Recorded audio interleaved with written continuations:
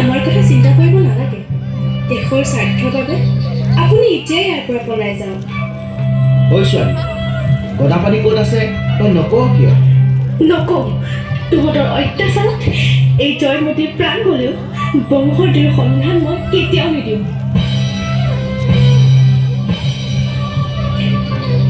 আহিলেও আপোনাৰ ত্যাগৰ বিনিময়ত আমি আজি জয়মতী চিনেমাখনৰ শ্বুটিং সম্পূৰ্ণ কৰিলোঁ। আমি আপোনাৰ ওচৰত চিৰকৃতজ্ঞ।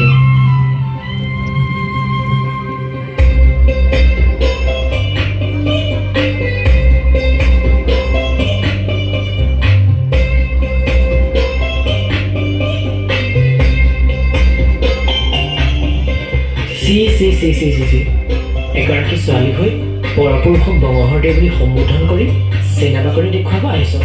আজিৰ পৰা তই বৰ ঘৰত প্ৰৱেশ কৰিব নোৱাৰ।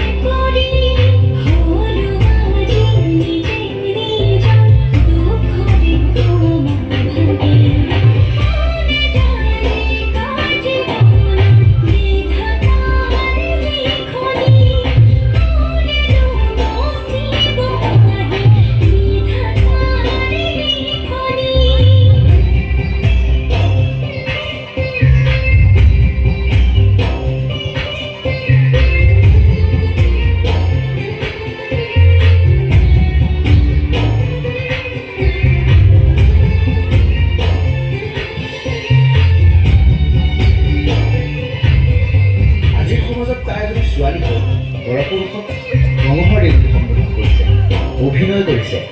তাই আমাৰ সমাজলৈ কলংক সানি আনিছে। তাইক ঘাটে পানী নিষেধ কৰা হয় আৰু তাইক যাতে কোনেও বিয়া নকৰায় আৰু যোন পুৰুষে তাইক বিয়া কৰাব তেওঁকো আমাৰ সমাজৰ পৰা এঘৰীয়া কৰা হয়।